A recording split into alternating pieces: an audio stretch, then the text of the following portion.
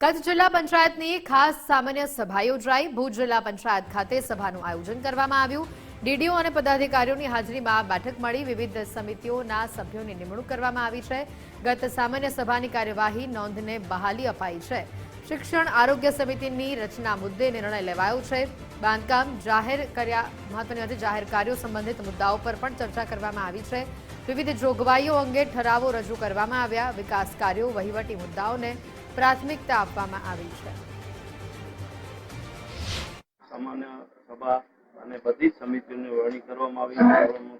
આગળની જે પણ સભાઓ તો એની કાર્યવાહી કરવામાં આવે। બધું જ સભ્યો બધા હાજર રહ્યા। આજે સમિતિની રચના જ કરવામાં આવી છે અને એ સિવાયના જો કામો જે પણ છે એ આગામી સમયની અંદર કરવામાં આવે। 17 કામો હતા અને 8 લાખ ઉપરની મંજૂરી આપવામાં આવી છે। એ એવા કામો હતા કે આખા કચ્છની અંદર જે બાલ મંદિર છે, આરોગ્ય છે, એવા કામો હતા જે પ્રાયોરિટીમાં લઈ અને તાત્કાલિક ધોરણે એની મંજૂરી। તો ભુજ જિલ્લા પંચાયત ખાતે આ ખાસ સભાનું આયોજન કરવામાં આવ્યું હતું અને ડીડીઓ અને પદાધિકારીઓની હાજરીમાં જે બેઠક છે તે બોલાવવામાં આવી હતી। મોટી સંખ્યામાં તમામ અધિકારીઓ હાજર રહ્યા હતા। વિવિધ સમિતિઓના સભ્યોની નિમણૂક તમામની હાજરીમાં કરવામાં આવી હતી।